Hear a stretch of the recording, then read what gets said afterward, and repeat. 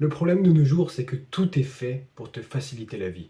Et à première vue, on pourrait croire que c'est une bonne chose. Ah oui, aujourd'hui, si tu veux manger, t'as juste à commander. Tu commandes, tu bouges pas, et 15 minutes après, le repas est devant toi. Alors qu'à l'ancienne, les hommes préhistoriques, s'ils voulaient manger, ils devaient chasser eux-mêmes leur propre nourriture. Ils devaient chasser les animaux pour pouvoir les manger ensuite. Ce que je veux te dire par là, c'est qu'aujourd'hui, tout est fait pour que ton mode de vie soit le plus sédentaire possible. Et on sait que cela a un impact direct sur la testo. Pour comparaison, voici le taux de testostérone moyen d'un homme il y a 100 ans. Maintenant, voici le taux de testostérone moyen d'un homme français. Donc j'en conclus que notre mode de vie impacte notre testostérone. Alors aujourd'hui, on va voir 3 habitudes que tu as sûrement et qui impactent directement ta testostérone. Première habitude, tu ne dors pas assez. Quand tu dors pas assez et pas assez bien, ton niveau de testostérone le lendemain est plus faible. Et pour te dire c'est quoi une bonne nuit de sommeil, c'est une nuit où tu dors entre 7h30 et 9h, où tu te couches pas trop tard et où tu arrêtes les écrans 1 heure avant de dormir.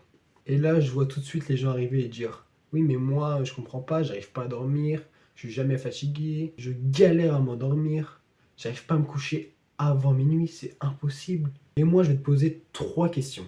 Est-ce que tu te lèves tôt? Est-ce que tu fais beaucoup de choses dans ta journée? Est-ce que tu arrêtes les écrans et tout ce qui stimule ton cerveau avant de te coucher? Si tu as répondu non à une de ces 3 questions, ne t'étonne pas d'avoir un mauvais sommeil. Ne t'étonne pas de ne pas réussir à t'endormir avant minuit.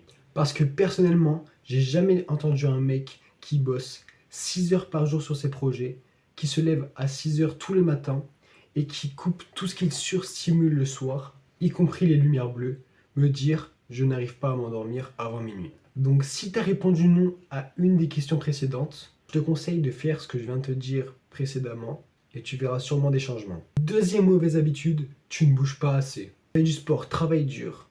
En général, on dit qu'il faut faire minimum 1 heure de sport par jour, mais moi je pense qu'il faut faire beaucoup plus si tu veux pouvoir augmenter tes taux de testostérone. Dis-toi une chose, c'est que ton corps il produit de la testostérone quand il voit qu'il en a besoin. Donc si tu fais rien de la journée, il va pas se sentir obligé de te produire beaucoup de testostérone. Tu fais énormément de trucs, que tu sors tous les jours de ta zone de confort, que tu vas chercher toujours plus, ton corps va s'adapter et va te créer de plus en plus de testostérone pour que tu puisses accomplir ce que tu as à accomplir chaque jour. Comme j'ai dit, si tu n'as rien à accomplir chaque jour parce que tu fais rien, ton corps, il va pas se dire ouais, faut que je lui produise beaucoup d'énergie aujourd'hui parce qu'il va rien faire. Que du coup, plus tu vas t'habituer à repousser tes limites, sortir de ta zone de confort, plus ton corps il va produire de la testostérone pour que tu puisses t'en servir pour justement grind. En gros, quand tu sors de ta zone de confort, quand tu fais beaucoup de trucs chaque jour, tu demandes une certaine dose d'énergie à ton corps. Et plus il s'habitue à ce que tu lui demandes ça, plus il va te le donner facilement. Et encore une fois, certaines personnes vont dire oui, mais il y a le surentraînement, nanani, nanana. La ferme. Pourtant, David Goggins, il a l'air de bien aller.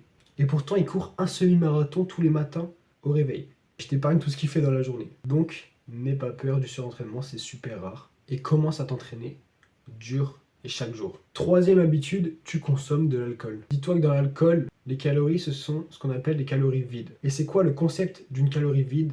Une calorie vide, c'est une calorie qui va, peu importe la circonstance, se transformer en gras. Consommer de l'alcool régulièrement, c'est le meilleur moyen de se sentir comme une merde et avec un faible taux de testostérone. J'ai pas tant de trucs que ça à dire sur l'alcool. Je pense que ça paraît assez logique. L'alcool, pour la testostérone, c'est pas bon.